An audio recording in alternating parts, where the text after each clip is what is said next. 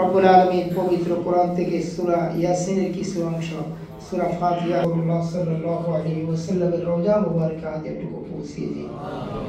আমাদের আত্মীয় স্বজন যারা কবরবাসী হয়ে গেছে, রব্বুল আলামিন সকলের রুহিয়ার হাতে যেটুকু পৌঁছে। আমরা যার জন্য হাত উত্তোলন করেছি, রব্বুল আলামিন দেশ নেত্রী অনুষ্ঠানের জন্য তারা পিছনের সারিতে বসেও ওদের স্বপ্ন পূরণে পাশে থাকতে পেরে আমরা গর্বিত।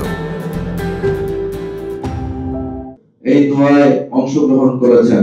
সম্মানিত সুধী, এ পর্যায়ে হাফেজ মাওলানা রফিকুল ইসলামকে দোয়া পরিচালনার জন্য বিনীত অনুরোধ। আলহামদুলিল্লাহি ওয়া কাফা ওয়া সালামুন আলা আউযু বিল্লাহি মিনাশ শাইতানির রাজীম বিসমিল্লাহির রহমানির রহিম।